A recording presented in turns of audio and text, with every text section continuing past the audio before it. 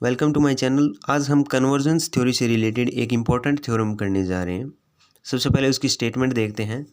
Every convergent sequence has unique limit. Means her convergent sequence की सिर्फ एक ही limit exist करती है, more than one limit exist कभी नहीं करती हैं। मैक्सिमम नंबर ऑफ लिमिट जो एक कन्वर्जेंट सीक्वेंस के एग्जिस्ट करती हैं वो हमारी वन है। ये चीज़ को हमें प्रूव करना है।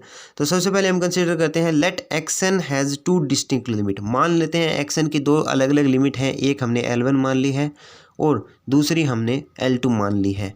तो हम लिमिट की डेफिनेशन से क्या एक्स एन माइनस L1 का modulus less than epsilon by 2 नहीं लिख सकते? लिमिट की डेफिनेशन से जो मैंने पिछले लेक्चर में बता रखी है वहाँ से हम L1 लिमिट के लिए एक्स एन माइनस L1 का मॉडुलस लेस देन एप्सिलॉन लिख सकते हैं। सिमिलरली फॉर L2 लिमिट के लिए modulus of x n minus L2 less than epsilon by 2 लिखा जा सकता है। अब हमें प्रूव करना है कि जो L1 और L2 है वो सेम है। अगर वो यूनिक लिमिट है तो ये दोनों सेम होनी चाहिए। हमने अलग अलग मान ली L1 और L2 अलग अलग हैं, अपोजिट लेके चले हैं।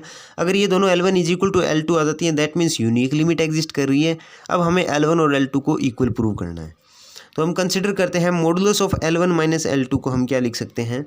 Modulus of L1 minus L2 plus action minus action कर दिया, कोई फर्क नहीं पड़ेगा क्योंकि ये तो कैंसिल हो रहे हैं आपस में, वैल्यू सेम रहेगी। तो modulus of L1 minus L2 को हम क्या लिख सकते हैं? इन दोनों टर्म में से हम माइनस कॉमन ले लिया तो क्या आ गया? एक्सन माइनस में L1। और इन दोनों टर्म में से अगर हमने प्लस का 1 कॉमन ले लिया तो एक्सन माइनस में L2 आ रहा है।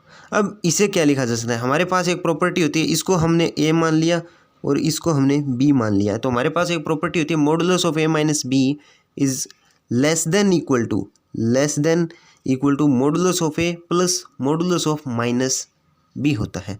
तो ये प्रॉपर्टी हम यहाँ पर अप्लाई करते हैं। तो L1 माइनस में L2 less than equal to modulus of minus x n minus L1 plus modulus of x n minus L2। Next यहाँ से क्या आएगा?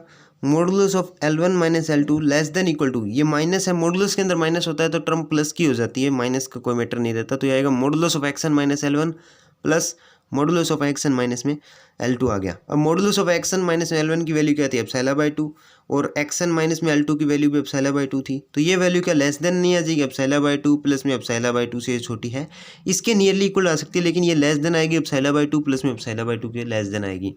दैट मीन्स ये वैल्यू किसकी इक्वल आ गई? Epsilon by 2 plus epsilon by 2 क्या होगा? Less than epsilon.